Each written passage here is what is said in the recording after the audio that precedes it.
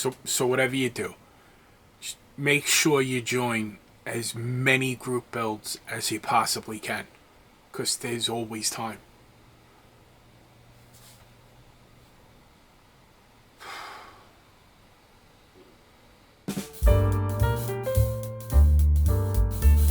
Hey, welcome back to Frank's Modelworks. I'm Frank. So we're going to get started working on Jason from Blue Ox Model Shop's Street Machine group build. I'm going to be building the venerable, originally monogrammed 1/24 scale 1970 Boss 429 Mustang as a street machine with a twist. I'm going to stick within the rules, but I'm also going to do it the way that I want to do it. And that's, I'm going to build this Mustang the way that I would have built it in 1988 when I was like a sophomore in high school, which is, I think, around the first time I built this kit. If I had the materials, if I had access to tools, like what I would have thought at 16 years old was the ultimate model. That's what I'm going to try to do with this kit. We'll see what we do. I'm going to first go over getting the parts off the trees, getting them ready, then figuring out what I'm going to modify on the kit. And I'm not going to go super crazy. I'm going to detail the engine pretty nice. I'm going to be painting it Splash Paints Royal Maroon Ford color for 1970. It's basically going to be a nice street machine, but nothing crazy. A simple paint job, little bit shiny. Going to be using wheels and tires. You know, a lot of it. I'm going to use as much of my favorite aftermarket providers as possible on this, because what they provide nowadays is something that I could only dream of having back when I was a kid. So, let's see. Let's get started. Hey, before we get to the meat and potatoes of this video, I want to ask you guys a favor, if I can. You probably noticed I was on a hiatus for several months. The truth of the matter is I got hurt at work. And while I was out, I wasn't able to produce content for the channel. That took away a lot of momentum. I'm trying to build something here, and not being able to add content to my channel has really gotten me out of the loop. So, with that, I'm going to ask, if you're not subscribed to this channel, please give me a subscribe. Please check out my other content. Pretty good stuff. Although I did get hurt at work, luckily none of this was damaged.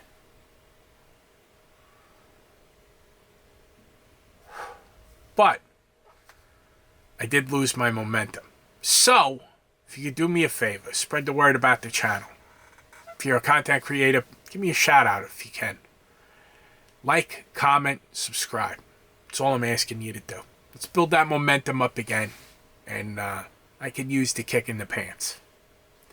Now we get to the video. We're going to start with the parts cleanup for the Blue Ox Model Workshop Street Machine group build 1970 Mustang. So I got the parts off the sprue. I took the chrome off of all of the kit chrome. I'm going to be chroming that with Revell chrome spray, except for the wheels. The wheels being the center lines. I'm going to go for the matte finish that you used to see a lot in the 80s. So we'll get those looking good, in keeping with my overall theme for this build, which is going to be, I'm imagining myself with whatever skills that I have now back in the 80s as a teenager, how I would have wanted this kit, which was around when I was in my teens, how I would have wanted this kit to come out, and how I would have built it. But hopefully it'll come out better now because I have more experience, and I also have more tools at my disposal to make a nicer model. So, that being the case, I did my usual outlining of the mold separation lines using a Sharpie marker. So I'll remove those with sanding.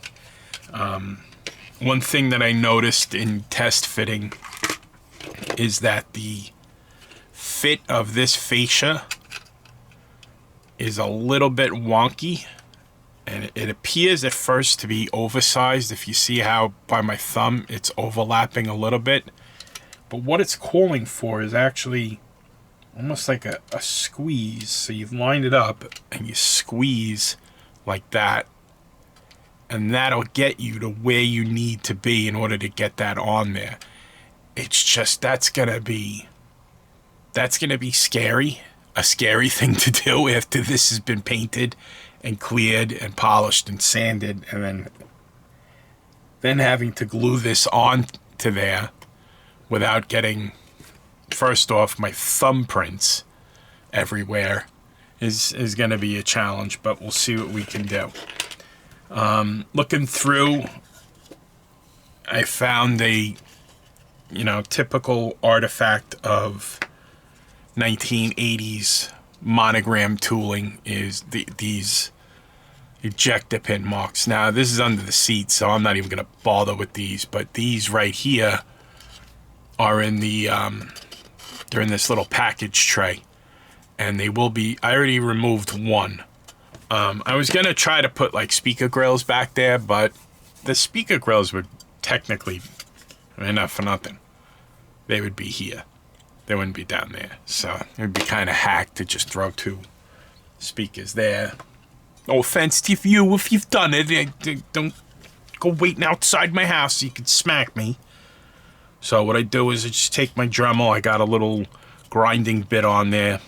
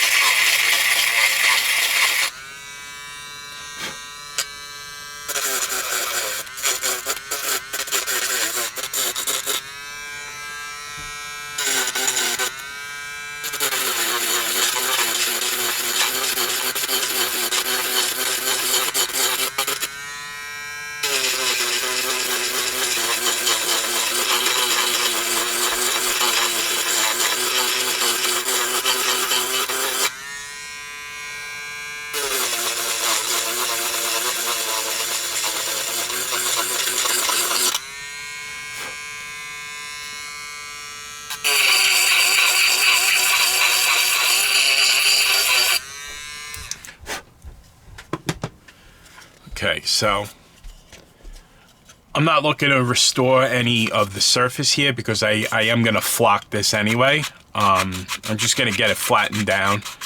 And it's not the kind of thing where I could have just,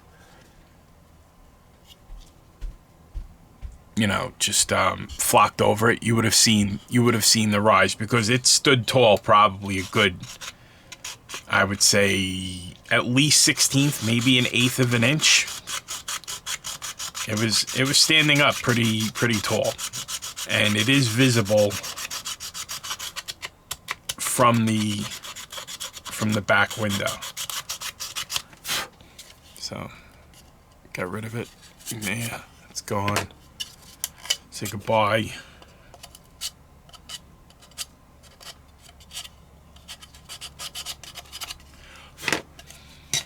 And let's take this out. This is all part of, as I'm doing parts cleanup, I also like to do some test fitting because that might inform the parts cleaning that I have to do, and then take an inventory of parts that I might actually decide to change. So here's that little area. That would have been fairly visible. That's a big wide open window. I'm not digging this master cylinder, so I might take this out and switch it for a spare. We'll see. it appears to be a little bit undersized. So, and it's just I don't like the looks of this. You know, the molded in like that. And it's just looks a little hack. We're not going crazy with this build, but I do want to do a nice job. Do a nice job for my pal Jason and his group build. And once all these group builds that I'm in are done, I'm going to take the next group build I'm going to be in after all of the ones that I'm in now. Once I've completed all those, I'm going to be in the I'm not joining a group build. In fact, maybe that's the group build that my channel is going to sponsor. I'm not going to join a group build for at least 6 months. I'm just kidding. They are fun to participate in. So, we'll get these parts cleaned up. I'm going to pause the camera now and come back and then, you know, do some speed up footage of me cleaning the parts. All right, hold on. As I had said previously, I was going to remove the master cylinder and brake booster from this area. I didn't like the way it looked. So what I did was I cut it out from the Firewall, and in its place I just roughed in a couple of pieces of sheet styrene, and then over that I added Mr. Hobby, Mr. Dissolved Putty. This is very much like sprue glue. Instead of like chopped up pieces of sprue, it's actually like styrene dust mixed with lacquer thinner, and it's a good filler. It's gonna do what I need it to do. That outline is just this Sharpie that I used to trace the hole that was left behind from what I cut out onto the sheet styrene. So I'm gonna hit it with a little bit of primer now, and we'll see how that looks. Okay, hold on a second. And after a quick first prime with Tamiya primer, you could see very little trace that anything was ever there. And the master cylinder and brake booster that I'm going to replace it with, even though it's 1/25th scale, I'm using a 1/25th scale one to make sure that it'll fit in the original space that was there. This way I'm not going to run into conflicts with other parts later on down in the build.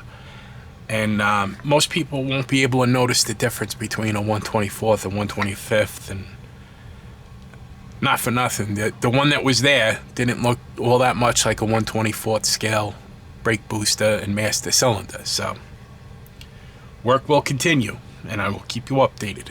Hold on. If you would be so kind as to pardon the sound of the dryer working next to the desk, hopefully you'll be able to hear me over the sound of it. I have finished parts cleanup, and I spared you. Actually, you should thank me. I spared you from having to watch that.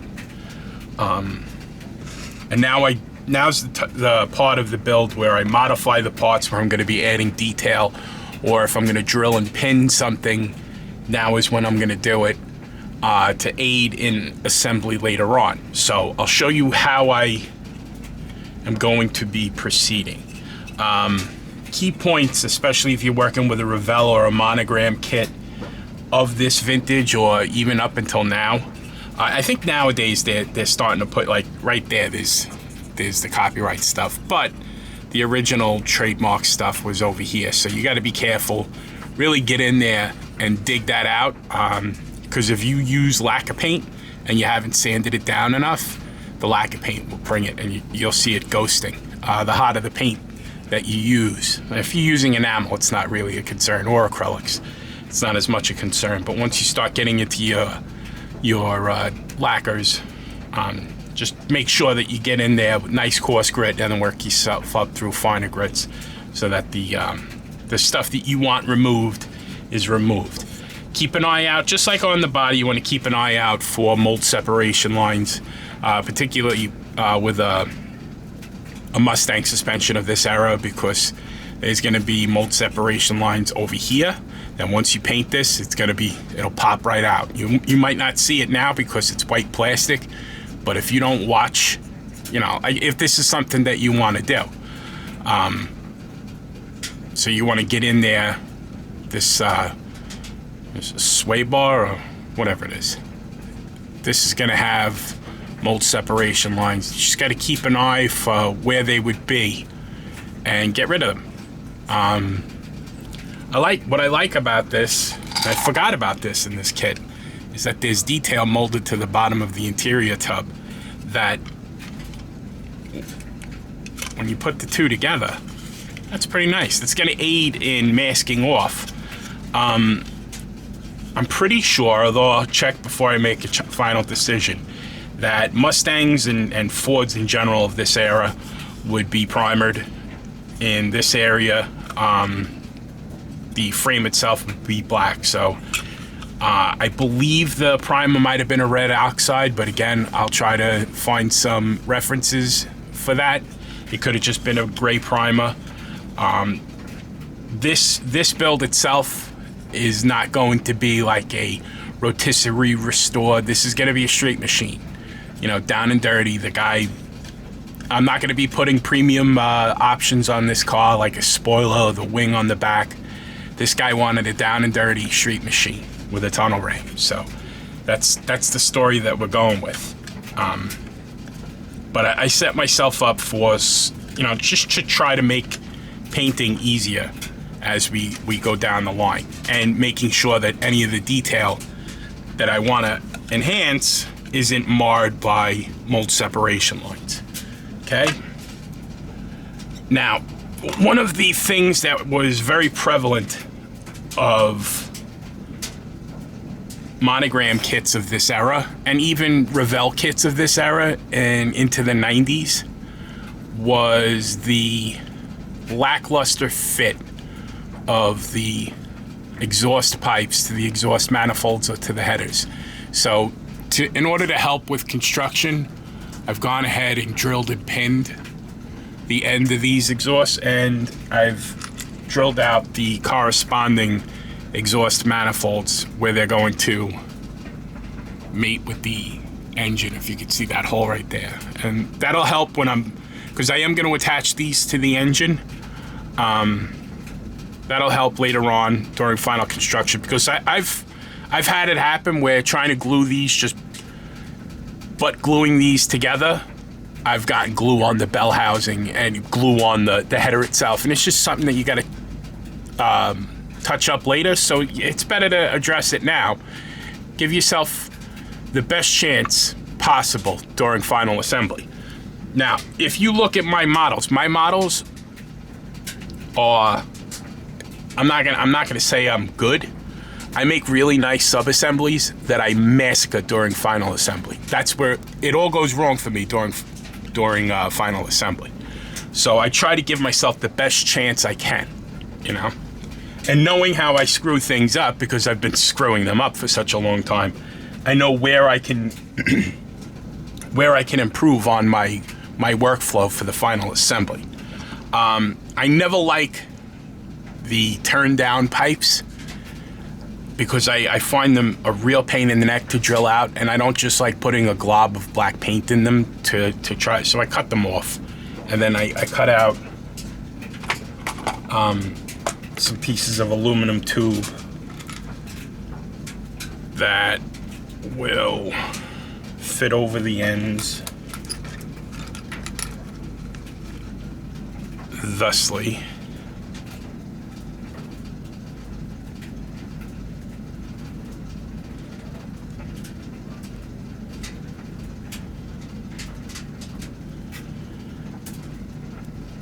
Come on, this literally just fit 10 minutes ago.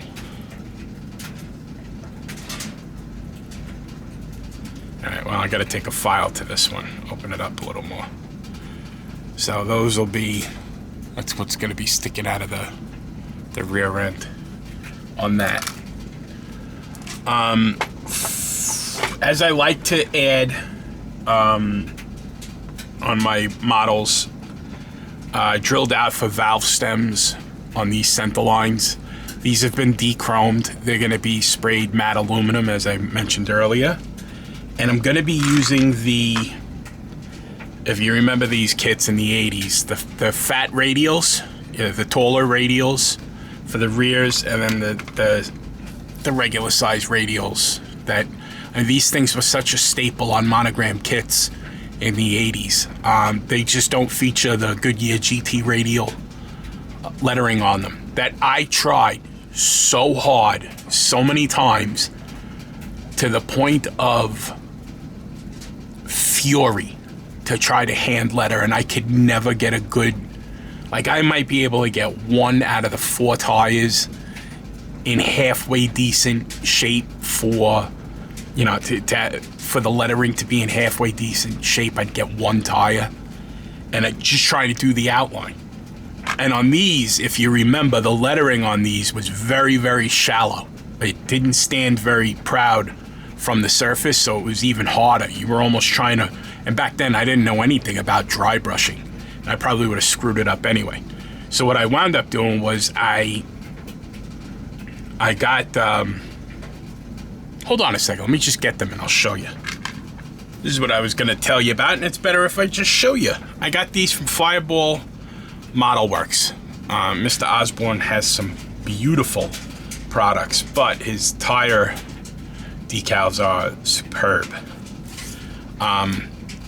The old ubiquitous Goodyear GT radial decals that used to come with monogram kits of the era.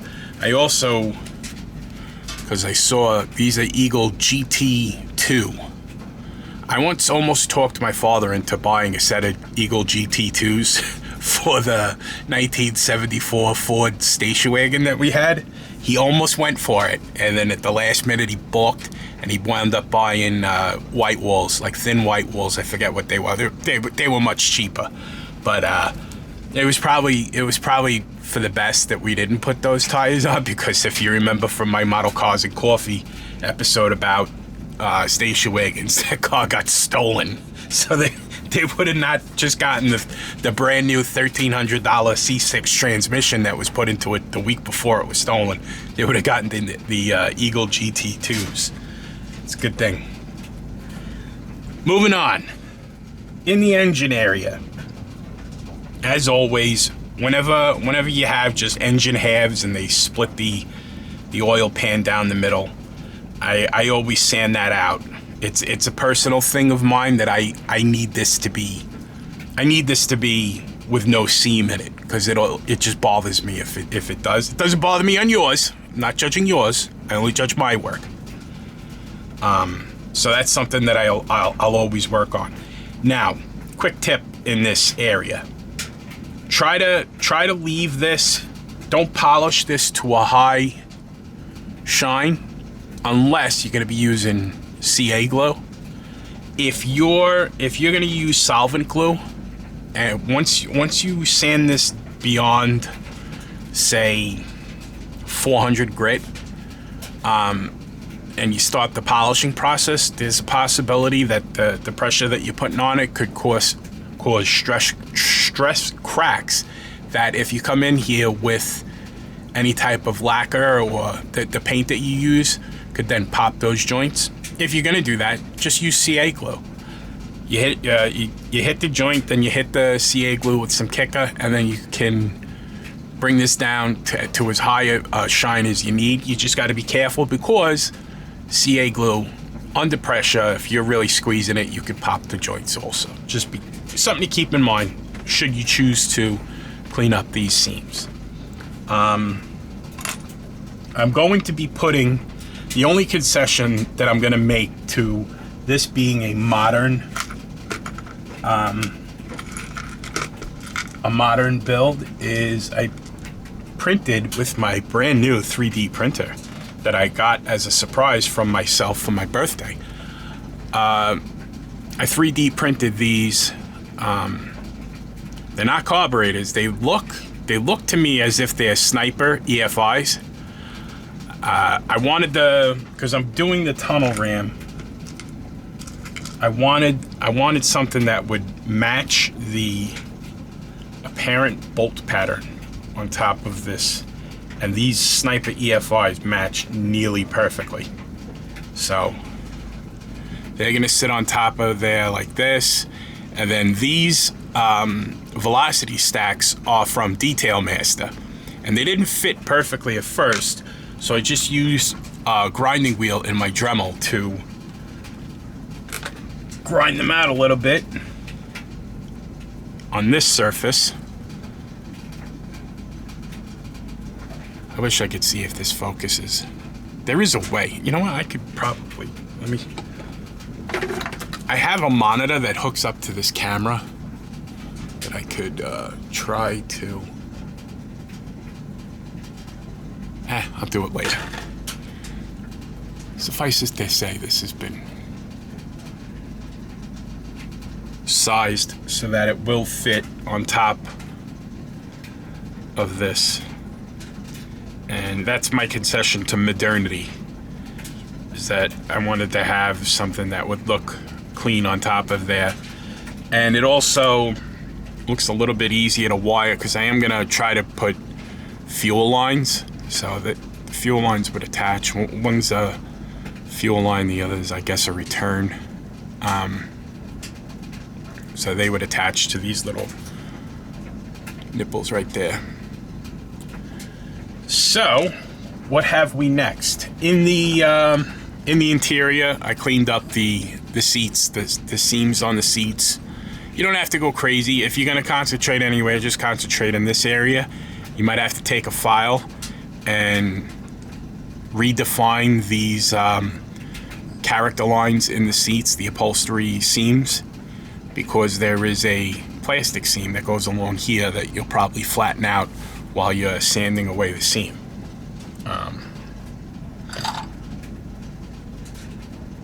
What else is there? I elected on the body, I'm not going to be putting the spoiler or the wing on the back. The spoiler on the chin spoiler or the rear valance wing, because not that I saw many 70 Mustangs, street machines growing up, but the ones that I would have seen wouldn't have had one. It would have probably been built from a 6-cylinder Mustang, might have had a 351 in it. You know what I mean? It's not like Boss 429s for a dime a dozen. If anybody, you know, like, you might have found a guy who could somehow figure out how to turn a 460, ironically, out of a 1974 Ivy Green Ford Galaxy 500 station wagon. Take the 460 out of that, throw the heads on, the 429 Boss heads on them, and then turn a street machine. But you know, you wouldn't be seeing, I wouldn't, in my youth where I grew up, I wouldn't have been seeing like a high-end vehicle street machine. It would have been a base model that a guy's just throwing money at.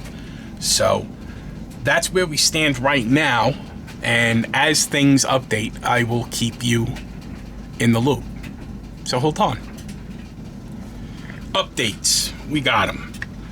I had mentioned previously that I took the brake booster and master cylinder out.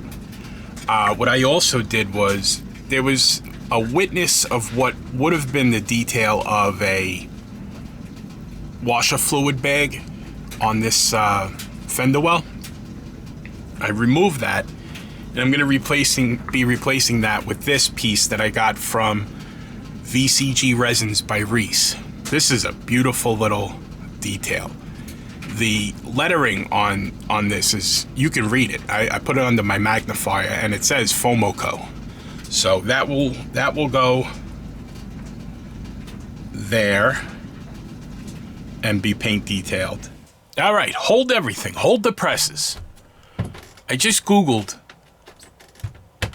what color the washer bag would be, and I just found out that a 1970 Mustang wouldn't have had a washer bag. So I'm stupid, which is a surprise to literally no one. But you know something? I don't care. I'm putting this thing on there anyway. I don't care.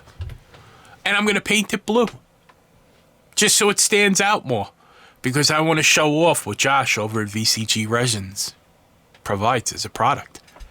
and it's going to be used not in the proper context, which I hope he doesn't mind, but I want to show off how beautiful this little part is. So there, tough. What are you going to do? Beat me up? I don't care. You're not the boss of me. All right, back to the regularly scheduled shenanigans. Let's get the overflow bottle there. That's molded in. That would have been more of a pain in the neck to get rid of, even more so than getting rid of the master cylinder.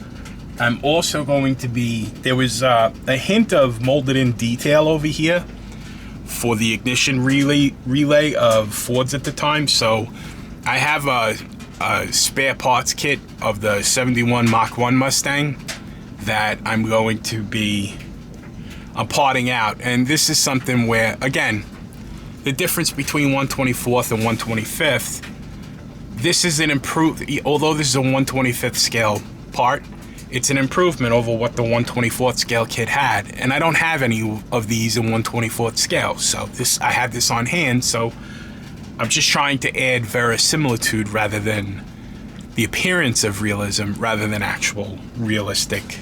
You know what I mean? All right. You know what I mean. By now, you know what I mean. And if this is your first time here, you should probably like, comment, subscribe. Let me know where you found the channel. Go back and watch my other videos, and you'll realize that I'm not really a stickler for like pinpoint accuracy, just the appearance of it. So something that you look like, oh, I get that. You know, I mean, not for nothing. If I see you take out a pair of calipers and go near one of my models, you're gonna get one of these right to your throat, and you deserve it. Anyway, I'm going to be using a Iceman Collections 3D printed distributor. I do have some spark plug boots that I'm going to 90 degree that I'm going to try to get onto here. So because if you look at the real thing, almost all of them had the 90 degree spark plug boots at the distributor. So I'm gonna try to get that.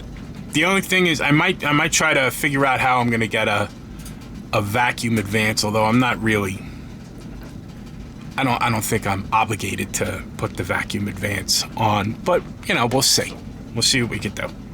Don't be surprised if it doesn't happen. I might have to come up with a coil, because there is no coil in the kit. And I don't know, honestly, if that would be a consideration, if I would have to take the sniper system. But you know what? What are they going to do? What are the accuracy police going to come and beat me up because, oh, you know, the ignition system that you're using with the sniper EFI is incompatible? Dude, chill. I got news for you. If you turn the key in the dashboard, the car's not going to start. No matter whether or not the sniper system matches up with the ignition module that I gotta chill. Calm down. I mean, there are people that actually say this stuff to me. Calm it. If you gotcha. All right. I'll jump in if there's anything else I need to tell you. Should you ever find yourself in a position where you're building this kit, and again, this is the 1970 Boss 429 Mustang. It's a former monogram tool. It's been rekitted several times by Revell.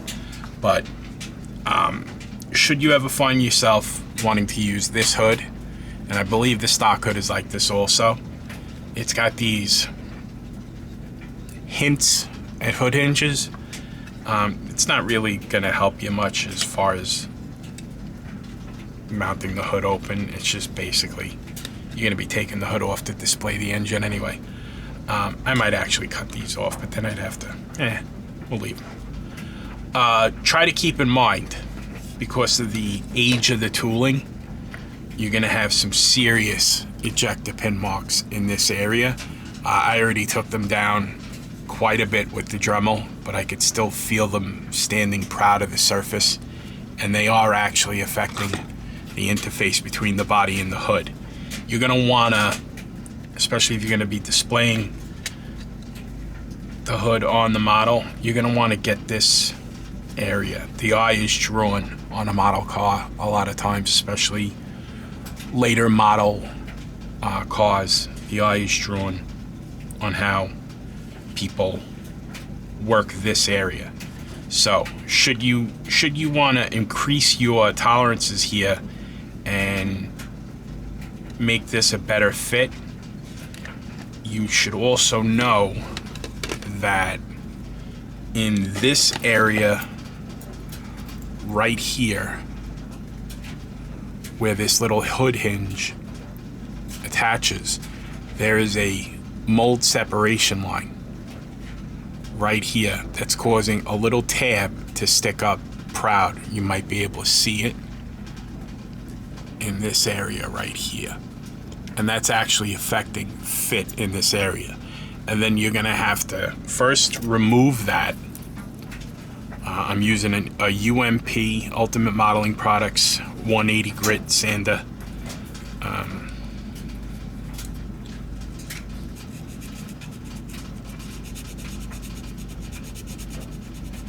To take that down a little bit. And you're just looking to take that down. So I got this side of it mostly gone. I want to see if I could get that side. And we're not really exerting much pressure here. We're not looking to remove a lot of material, because you don't want to change this contour, because it's gonna, you want it to match as best as you can that contour. So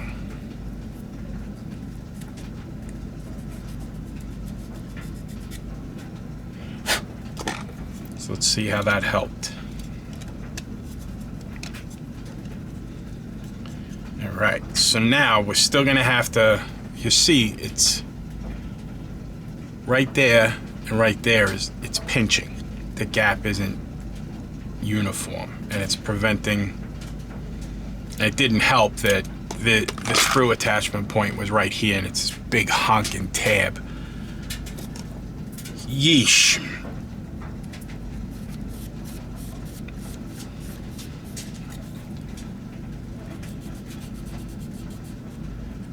Back to the old days when I didn't care about such things.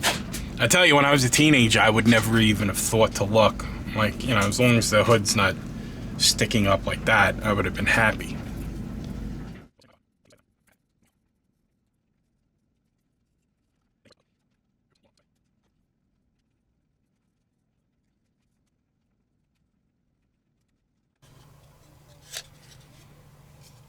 After working that for a while, being me, naturally, I messed up this area and basically ground off this corner of the hood. Now, if you're new to the channel, I do stupid stuff like this all the time. I mean, it's basically my stock and trade. So, naturally, because it's me, I have more than one of these kits, so the other one of these kits is going to be built as a stock version anyway.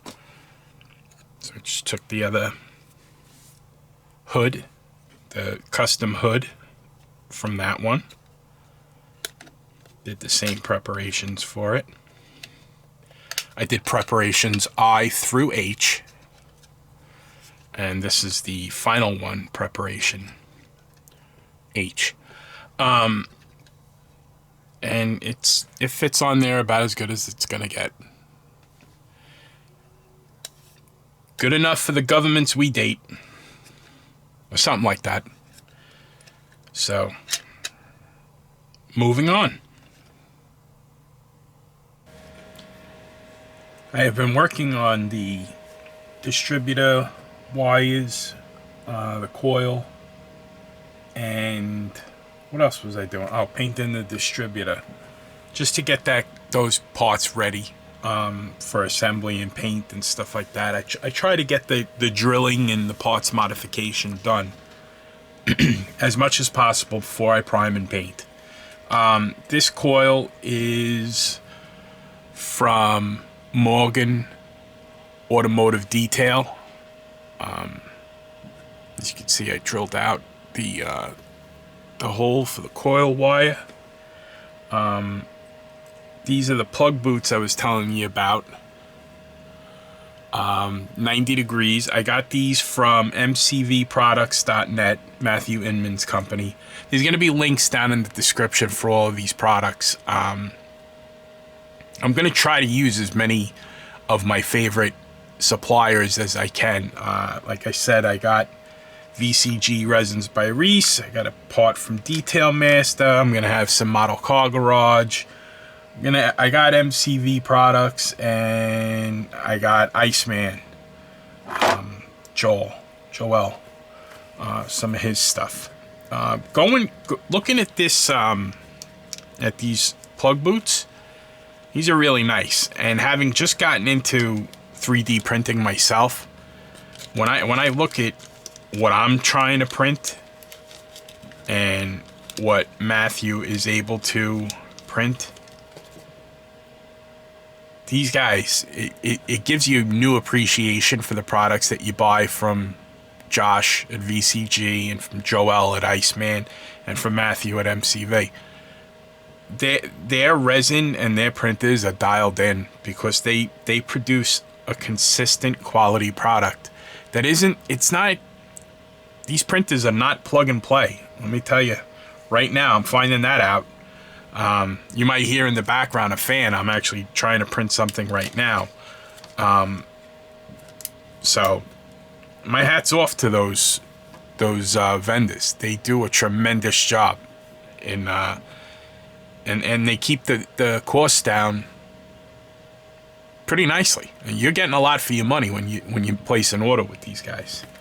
I wanted to show you this. This is also from MCV Products. These are AN fittings for your engine. So you got, like fuel system, you got a Pro Mod, you got big stuff going on here. These are basically what you used to get in machined aluminum. You could still get them from Detail Master. In fact, I'm gonna try to incorporate a couple of pieces of this as well as a couple of pieces of Detail Master. I'm gonna be, for the heater hoses, maybe even for the fuel line. I remember seeing this. Oof, I was probably a sophomore in high school the first time I saw this braided line, and because I had seen it in Hot Rod magazine on the real cars, and like, wow, you could get that for a model. And I remember, I'm gonna do that. I'm gonna get my hands on some of that, and I did. And I might actually have. This is my original. This bag has followed me for probably the past 30-something year. Look, there it is. So this stuff right here, this piece of braided line, was probably bought over 30 years ago, right here. And I've never managed to. Well, I did one. I'm gonna put up a picture right now of a car that I did use braided lines on. I forgot. I did. But the model that I was just showing you is I built that around 2008. So it had been a while. Even then, that product was probably close to 20 years old at that point. Now it's over 30. But Matthew has now made available fitting lines and AN fittings, pipe fittings. I'm gonna link in the description. Like I said, you should check these products out. You got to support the aftermarket as much as you got to support the kit manufacturers. A lot of the cottage industry are just people working out of their house with their families, and the old joke is if you ever want to become a millionaire in the scale modeling industry, you got to start with 10 million.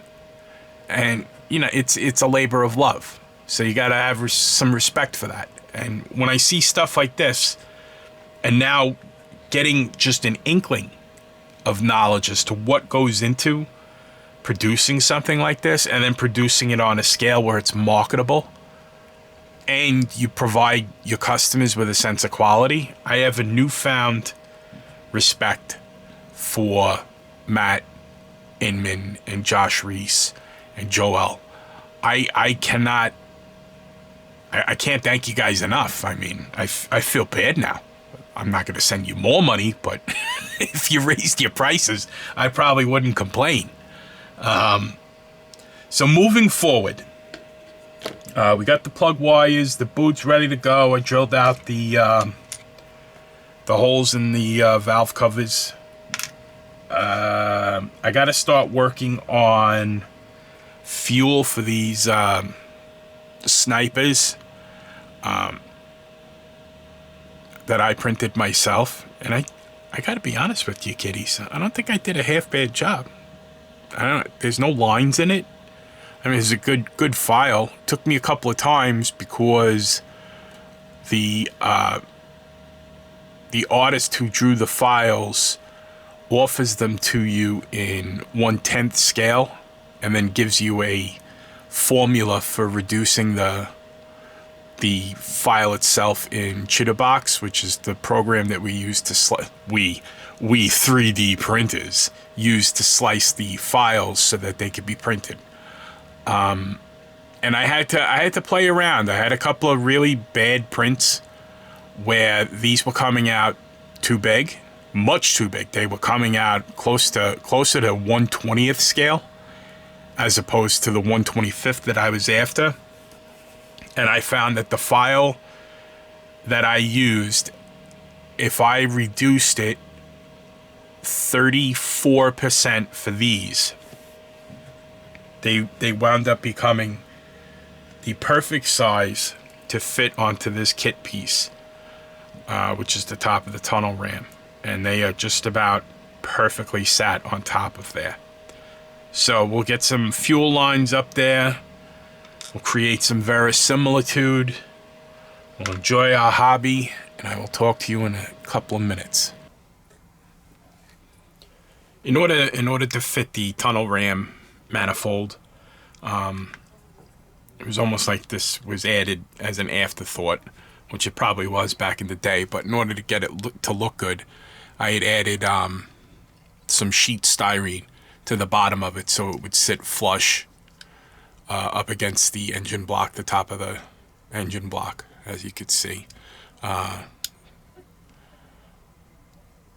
I did it at the rear also. So, and with that, I also drilled out for these heater hoses, because the car is still going to be driven on the street. It needs heat. For when you blow a head gasket, you gotta blast the heat to keep the car from overheating.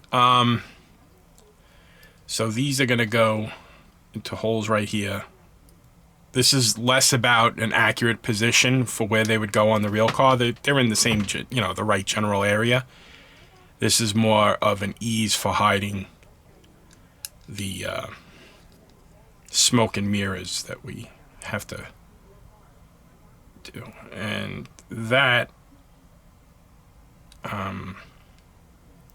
that little fitting right there came off of this this product from MCV.